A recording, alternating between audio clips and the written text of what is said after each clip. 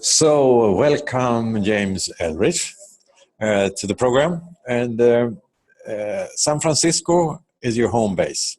That's correct. Palo Alto, to be honest. Yeah. Silicon Valley. And you are a driver for one of the most interesting housing building projects, as I can see, and also from a perspective of climate change, that your project and concept will help the cities to reduce their impact on climate change. Thank you. Tell me a little bit more about the situation for Regen Village today.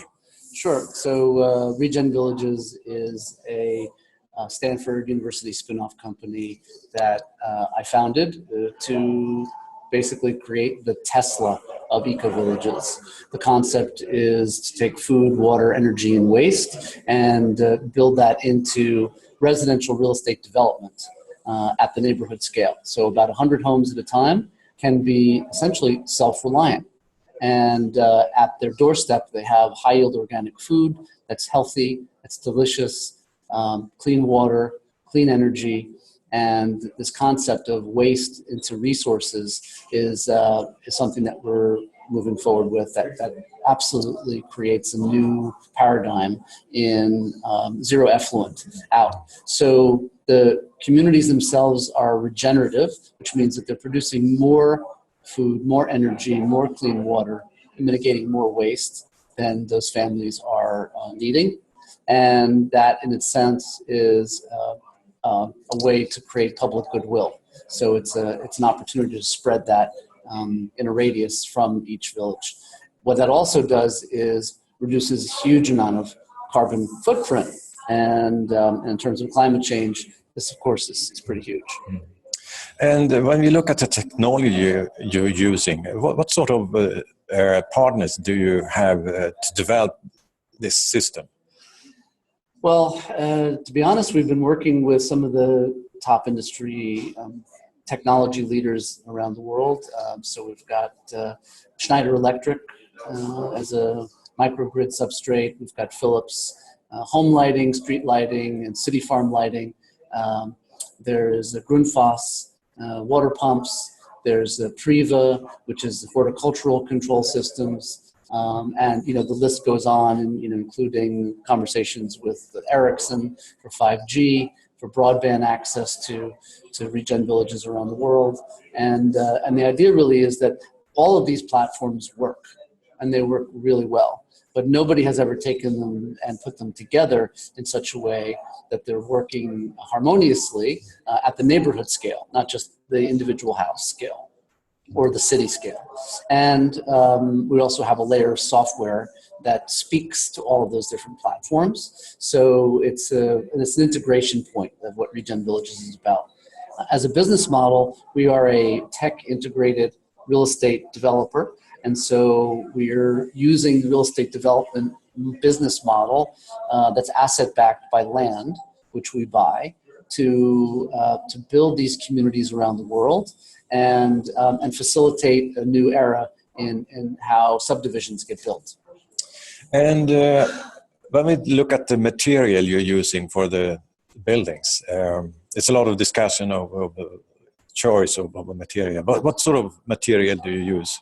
Well, we're specifically interested in local building materials that have a circular economic point of view and that are localized to regions. So North Europe, for instance, we're using sustainable Scandinavian pine, which is a hardwood product that's a core of our home design and development. We're also looking to create a glass envelope, if you will, around each house and in the community centers and things like that. So those are the greenhouse effect, essentially, where we have a way to preserve the warm season and also create an environment where people can grow things right next to their house.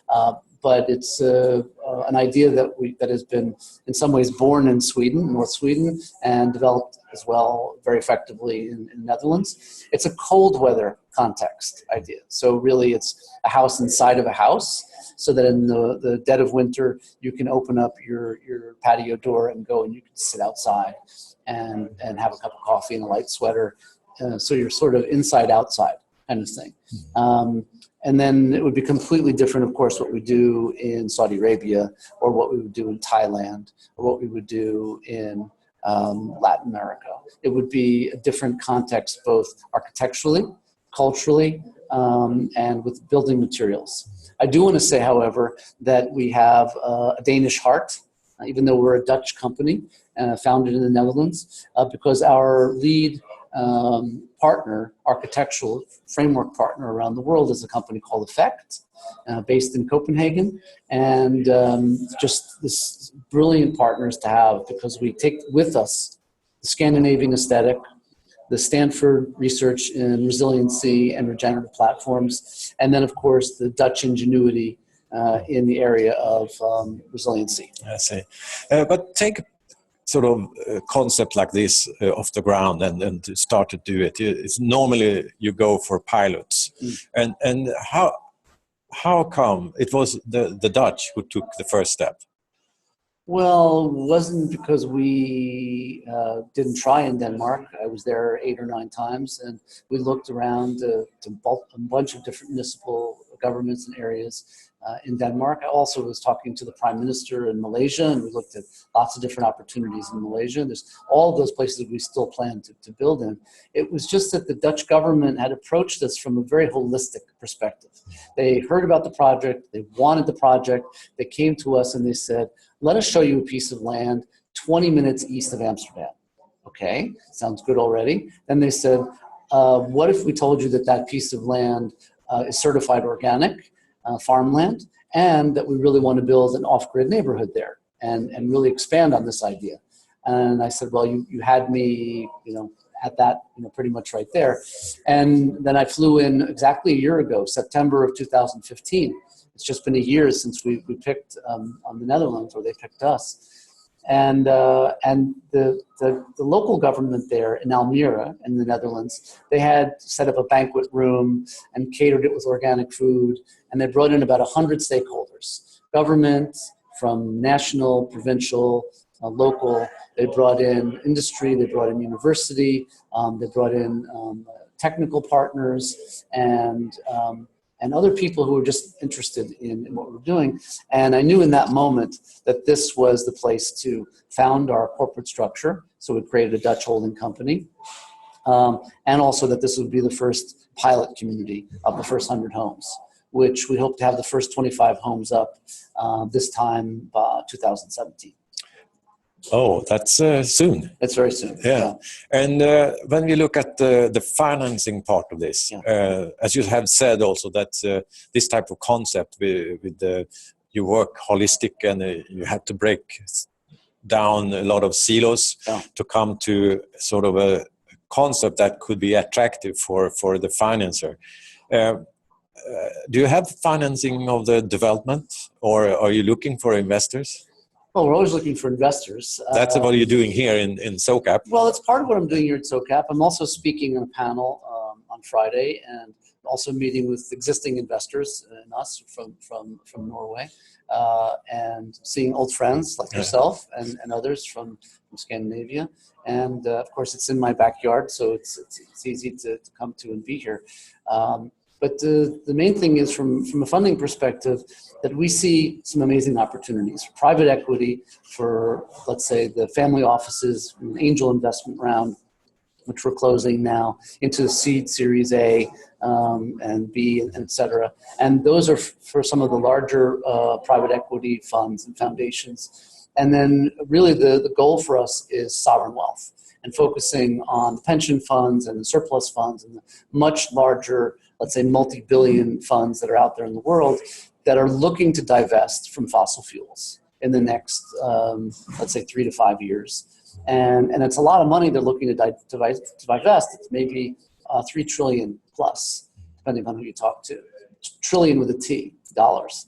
So we're looking to raise about 3 billion of that eventually, let's say within 5 years from now or so. And that will allow us to then scale globally. In the short term, we're working with angel seed and private equity investment. And then the next phase is regional funds and private equity. That'll allow us to do 4 or 5 region villages concurrently across Sweden, Norway, Denmark, Germany, and Belgium, and in addition to the Netherlands. And then we moved to the sovereign wealth funds for the bigger piece. Okay. Oh, I'm not going to keep you here now because you're going to your seminar and talk with the people out here in SoCap. Okay. It's nice and quiet here, so Yeah. But thank you for your participation here in the program, Sure. and then I hope to see you in Sweden next time. Well, you're going to. I'm going to be in London next week, and probably Stockholm soon after that. Then I'm speaking in Umeå. In the middle of November. So I'm very happy to be at the university there giving a lecture. So I'll be, Sweden is like second home. Almost. Oh, great. So let's, if any one of you who look at the program now are interested to get in touch with James, please send an email to me and I will coordinate that. Thank you for your time. Thanks so much.